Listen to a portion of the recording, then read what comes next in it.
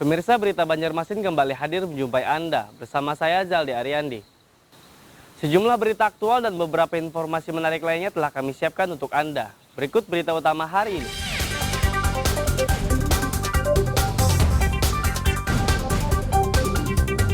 Lima pengedar narkoba di Kabupaten Tapin ditangkap.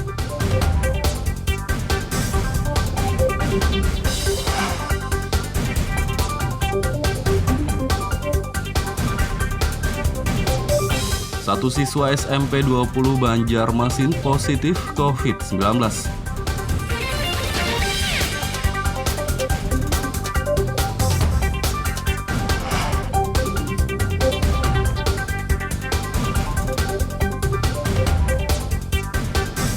Antisipasi lonjakan kasus COVID-19, pengawasan di bandara dan pelabuhan diperketat.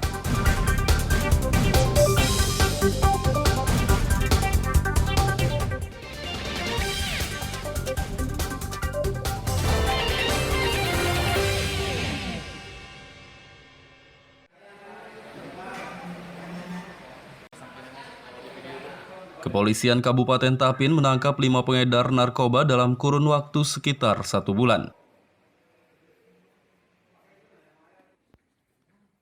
Kelima tersangka narkoba itu dihadirkan dalam gelar perkara di Mapolres Tapin Senin pagi. 2 di antara mereka ditangkap pada akhir Januari lalu, 3 lainnya awal Februari. Dari kelimanya polisi menyita barang bukti sabu-sabu siap edar seberat 35,78 gram.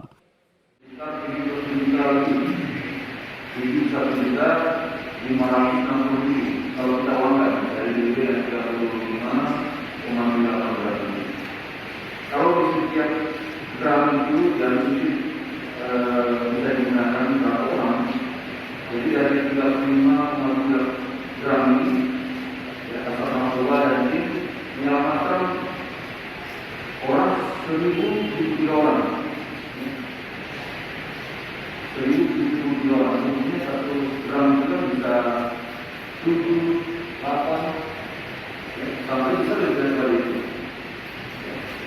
Itulah rekan-rekan sudah kami di Polres Tapin ini bisa belajarnya bagaimana kita bersama-sama untuk mengurangi narkoba. Jadi dalam hal ini kami bisa juga berhubungan dari masyarakat. Kelima tersangka akan dikenai pasal 114 ayat 1 subpasal 112 ayat 1 Undang-Undang Nomor 35 Tahun 2009 dengan ancaman 10 tahun penjara. Dari Kabupaten Tapin, Lutfi Darlan dan Abdillah melaporkan.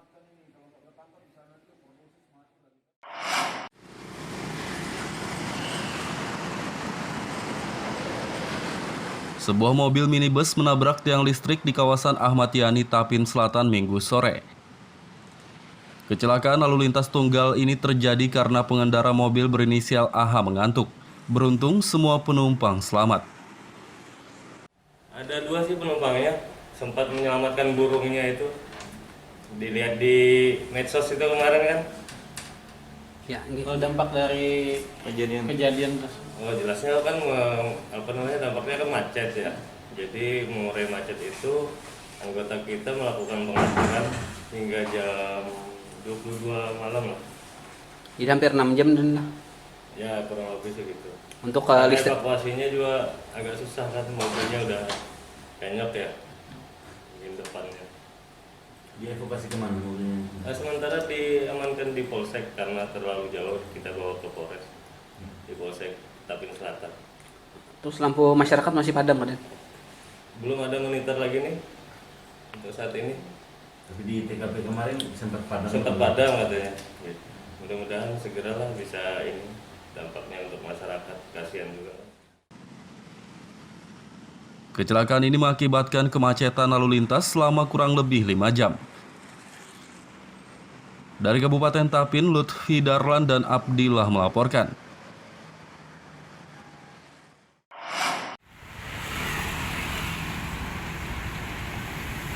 Baru diresmikan beberapa bulan lalu, kabel lampu jembatan Alalak di kawasan Kayutangi Ujung Banjarmasin Utara hilang.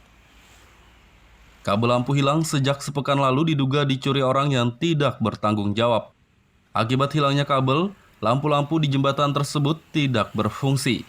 Pengendara diimbau waspada dan berhati-hati saat melintasi jembatan di malam hari. Sekarang ada beberapa titik yang mati itu karena kabelnya dicuri. Itu kabel dari mana ke mana maksudnya Pak? Dari beban ya, dari beban lampu sampai ke apa nih namanya, yang pengatur arus nih di dalam Trafo. jenis bola. Jenis trafonya. Ya, jadi kalau dari meter ke titik lampu karena ada kabelnya itu yang hilang. Kira-kira kapan itu Pak? Ada koordinasi sudah? Sudah kita laporkan ke BPJN, cuma BPJN belum memberikan kepastian waktu. Ya yang ini yang kerepotan kita, karena itu bukan tanggung jawab kita. Belum Kita dilibatkan ke belum, hanya sebatas membayari tagihan. Dinas Perhubungan telah melaporkan hilangnya kabel lampu kepada Balai Pelaksana Jalan Nasional BPJN agar segera diganti. Dari Kota Banjarmasin, Lutfi Darlan dan Hudael melaporkan.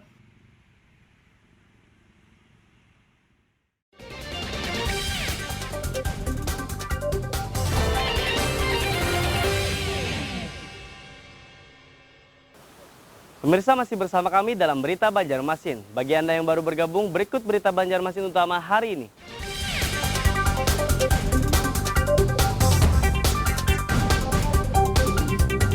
Kelima pengedar narkoba di Kabupaten Tapin ditangkap.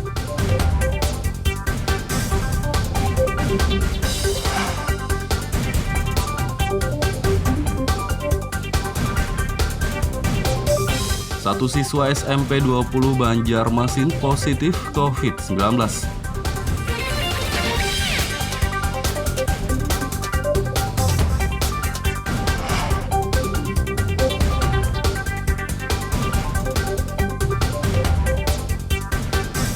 Antisipasi lonjakan kasus COVID-19, pengawasan di bandara dan pelabuhan diperketat.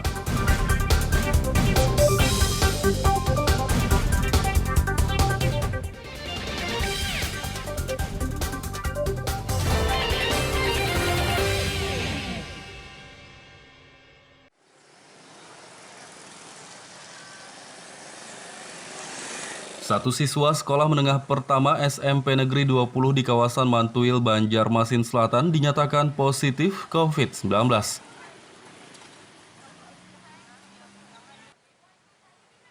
Kasus ini berawal dari salah satu staf tata usaha hingga dilakukan tes usap acak kepada sejumlah guru dan murid. Dari hasil tes usap acak yang dikeluarkan akhir pekan lalu, satu siswa terkonfirmasi COVID-19. Mencegah meluasnya penularan, semua siswa di sekolah tersebut dites usap di Puskesmas Pekauman Senin pagi. Ternyata dari hasil itu ada satu siswa kelas 9A yang positif. Langsung kami suruh pulang. Kemudian saya koordinasi lagi dengan Kepala Puskesmas. Beliau minta nanti hari Senin untuk membawa siswa tersebut ke Puskesmas PCR langsung. Dan satu kelas langsung karena sudah ada satu tadi kan yang positif. Nah makanya hari ini pagi tadi jam 8 mereka satu kelas didampingi oleh wali kelas ke Puskesmas Pekauman untuk melakukan swab PCR. Untuk hasil kapan? Biasanya 2-3 hari. Kalau kayak kemarin kan dari pihak Puskesmas akan memberikan surat tembusan ke kami. Kemungkinan nanti 2 hari atau 3 hari akan ada lagi surat tembusan ke kami untuk menyampaikan hasilnya. Hasil tes usap para siswa diperkirakan keluar pada beberapa hari ke depan. Dari Kota Banjarmasin, Lutfi Darlan dan Ahmad Fauzi melaporkan.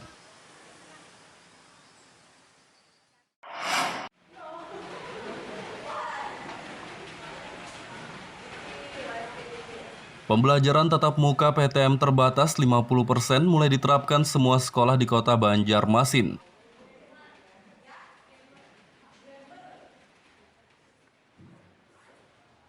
Terpantau Senin pagi, SMP 1 yang sebelumnya menggelar pembelajaran jarak jauh atau PJJ juga menerapkannya. Sekolah ini telah menggelar PJJ selama sepekan karena ada 13 siswanya positif COVID-19. Kepala Sekolah Gusti Khairul Rahman menjelaskan, SMP 1 boleh menggelar PTM 50% sesuai surat edaran Dinas Pendidikan. Alhamdulillah itu 700-an lebih orang tua itu mengizinkan untuk mengikuti PTM. Tetapi ada memang yang orang tua masih khawatir. Bagi orang tua yang masih khawatir, kami mintakan anaknya jangan turun. Dan yang kondisi kurang sehat atau kurang fit juga itu kami tidak menganjurkan untuk turun. Kalau totalnya berapa, Pak? Kalau totalnya ini 900-an, 946 total siswa kami. Jadi yang masih dalam tahap karantina isolasi mandiri itu ada sekitar 10 orang lah. Karena dari yang kemarin ada 13 itu sudah ada 4 orang yang sudah negatif. 13 siswa yang terkonfirmasi COVID-19, 4 diantaranya telah dinyatakan negatif, 9 lainnya masih menjalani isolasi mandiri. Dari kota Banjarmasin, Lutfi Darlan dan Fudael melaporkan.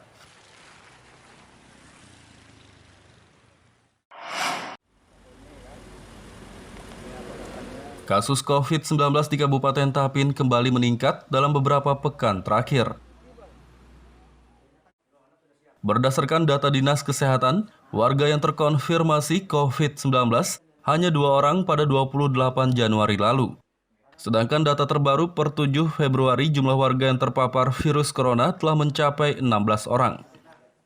Sementara ini belum, karena kita setiap kali ada kasus itu memang diperiksa dan dikirim ke Jakarta oleh karena kita belum dapat jawaban sana apakah varian baru atau Omikron belum tahu gitu. Paling lama biasanya berapa lama? Pak? Kita udah kirim seminggu ya, nggak salah, seminggu yang lalu ya. Oleh karena itu kita belum dapat balasan. Tapi memang informasinya Banjarbaru segera akan operasional running untuk pemeriksaan. Warga Kabupaten Tapin diimbau lebih disiplin menerapkan protokol kesehatan untuk mencegah meluasnya penyebaran COVID-19. Dari Kabupaten Tapin, Lutfi Darlan dan Abdillah melaporkan.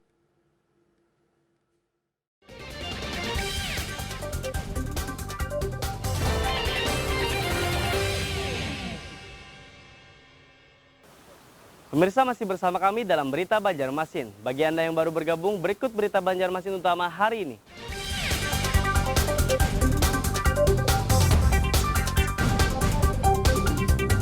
Lima pengedar narkoba di Kabupaten Tapin ditangkap.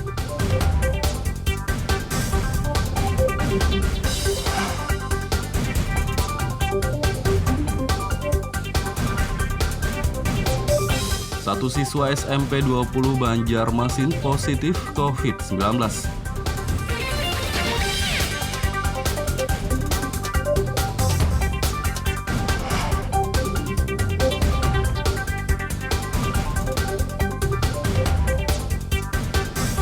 Antisipasi lonjakan kasus COVID-19, pengawasan di bandara dan pelabuhan diperketat.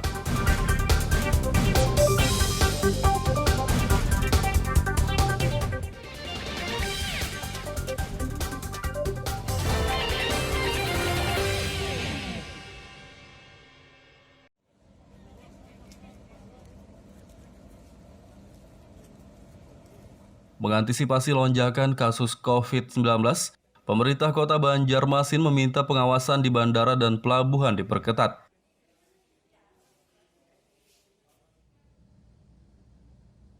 Wali Kota Ibnu Sina mengatakan, jumlah orang yang terpapar virus corona terus meningkat belakangan ini.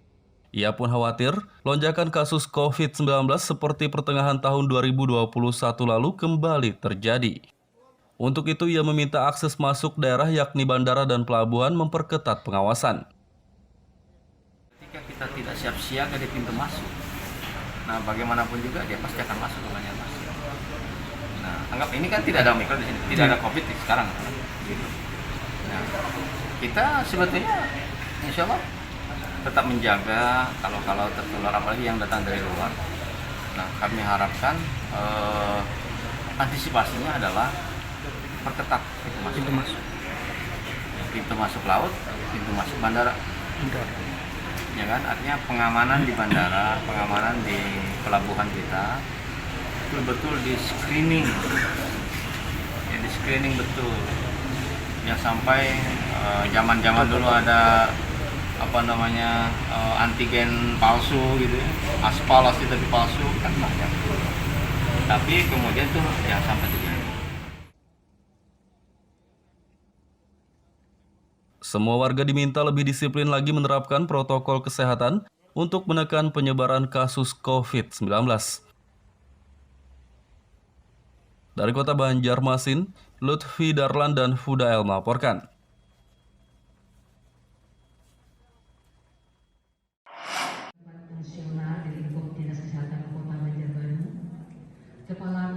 Vaksinasi warga lanjut usia lansia di Kota Banjarbaru akan digencarkan oleh pemerintah setempat.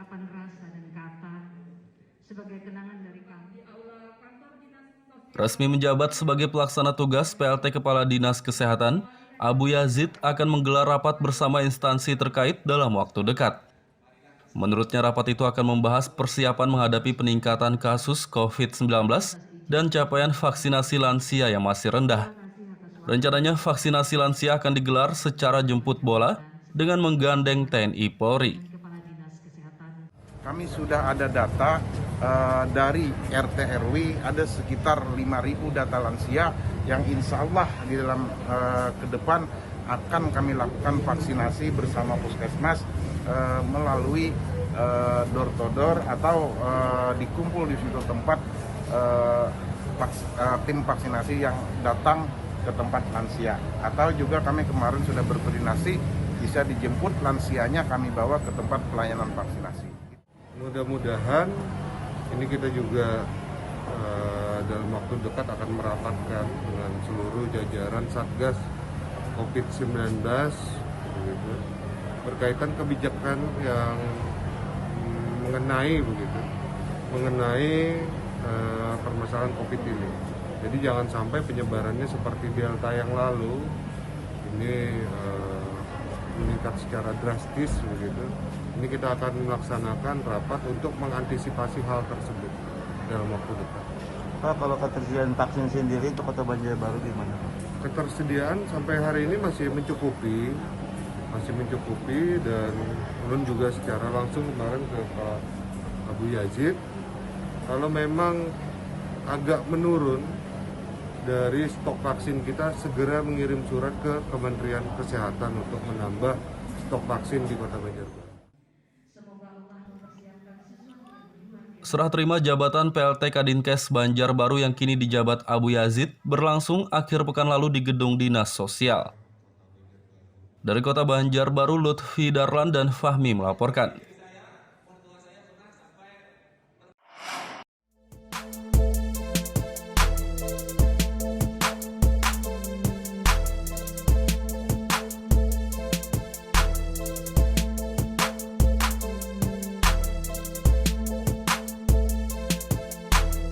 Di Desa Sidomulyo, Kecamatan Pelumpang Hulu, Kabupaten Kota Baru, ada tempat usaha pembuatan kerajinan limbah kayu ulin yang begitu kreatif. Selain mengandung unsur karya seni, kerajinan berbahan limbah kayu khas Kalimantan yang biasa disebut kayu besi ini juga bernilai ekonomi cukup tinggi.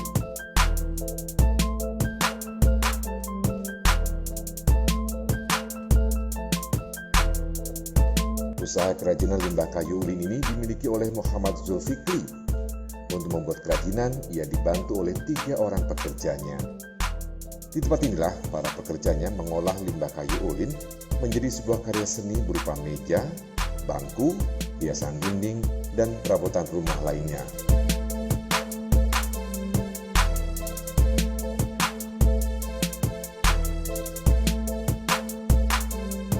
Meski hanya dibuat dari limbah dan berbentuk tidak beraturan, hasil kerajinan yang dibuatnya cukup unik dan menarik serta bernilai ekonomi cukup tinggi.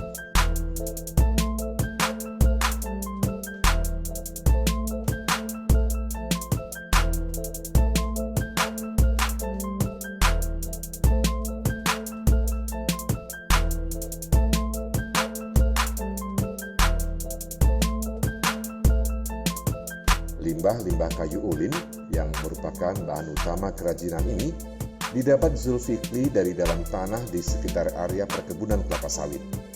Dulunya, lokasi tersebut merupakan bekas perkebunan pohon kayu ulin.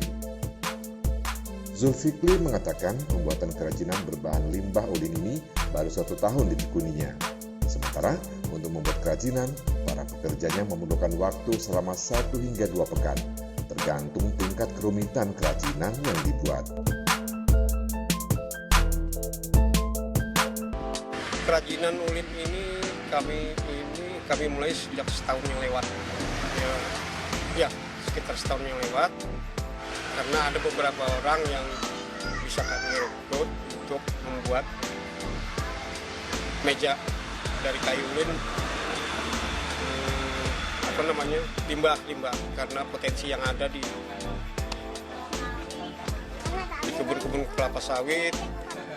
Jadi itu kami manfaatkan untuk dibuat meja sebagai kerajinan untuk diproduksi jadi bahan yang bermanfaat dan mempunyai nilai yang tinggi.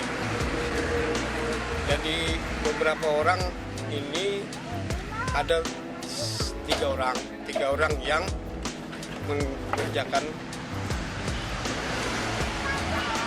bermacam-macam bentuk sehingga bisa dijadikan nilai tambah bagi kehidupan mereka. Kalau yang agak besar dan seperti contoh yang itu mungkin agak susah, tapi kalau yang mungkin sekitar 2 hari bisa 2 hari sampai 3 hari selesai satu kursi yang agak kecil aja.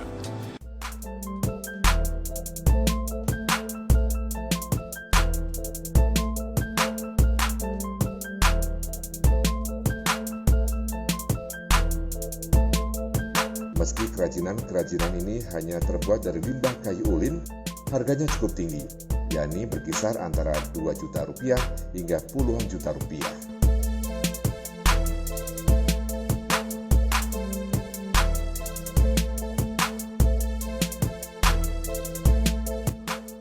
Muhammad Lufid Darlan melaporkan dari Kabupaten Kota Baru.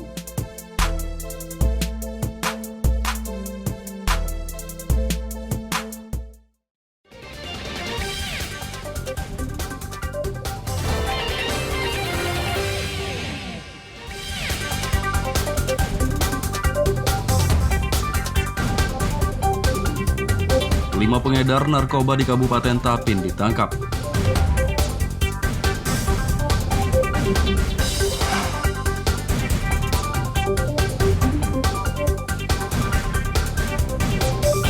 Satu siswa SMP 20 Banjarmasin positif COVID-19.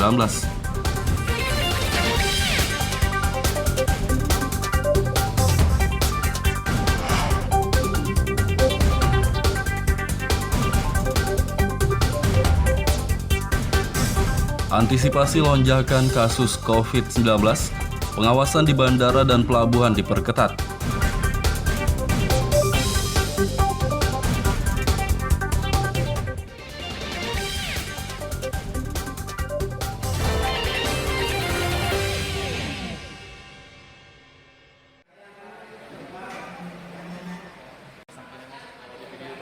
Kepolisian Kabupaten Tapin menangkap 5 pengedar narkoba dalam kurun waktu sekitar 1 bulan. Kelima tersangka narkoba itu dihadirkan dalam gelar perkara di Mapores Tapin, Senin pagi. 2 di antara mereka ditangkap pada akhir Januari lalu, 3 lainnya awal Februari. Dari kelimanya polisi menyita barang bukti sabu-sabu siap edar seberat 35,78 gram.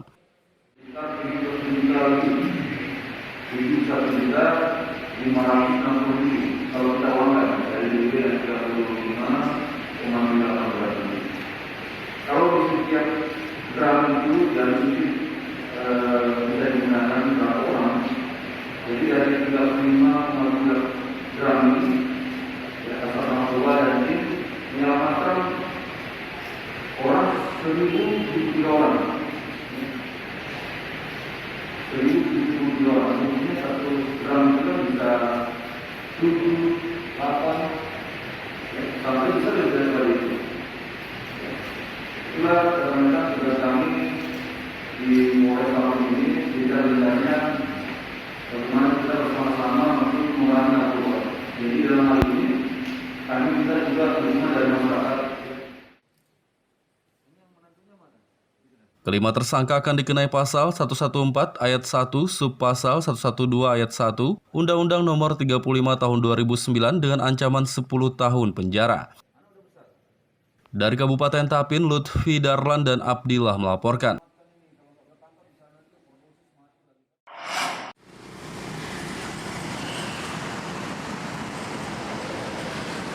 Sebuah mobil minibus menabrak tiang listrik di kawasan Ahmad Yani, Tapin Selatan Minggu sore.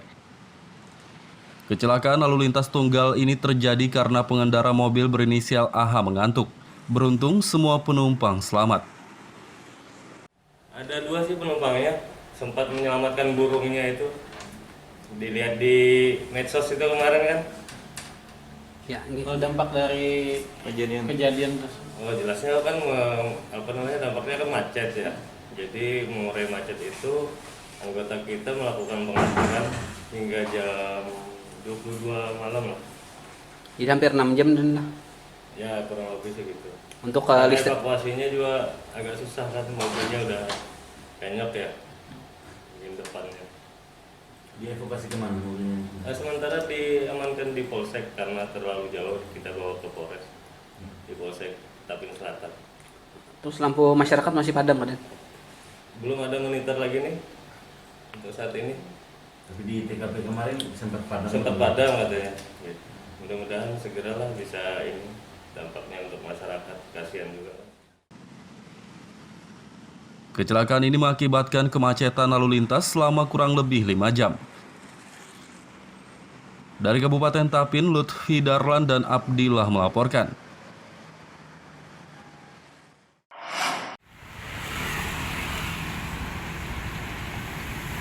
Baru diresmikan beberapa bulan lalu, kabel lampu jembatan Alalak di kawasan Kayutangi Ujung, Banjarmasin Utara hilang. Kabel lampu hilang sejak sepekan lalu diduga dicuri orang yang tidak bertanggung jawab. Akibat hilangnya kabel, lampu-lampu di jembatan tersebut tidak berfungsi.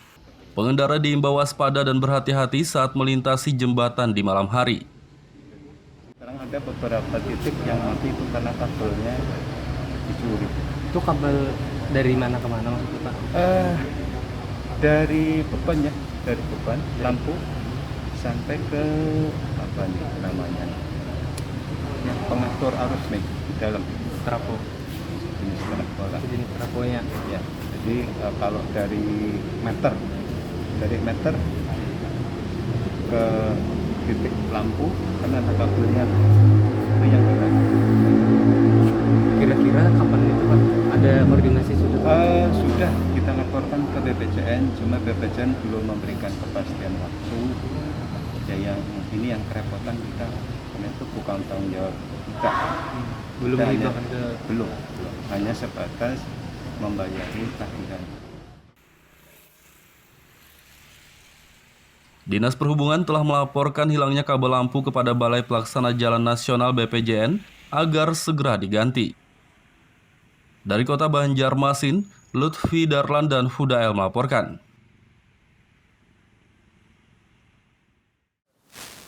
Pemirsa, informasi tadi sekaligus menutup perjumpaan kita kali ini.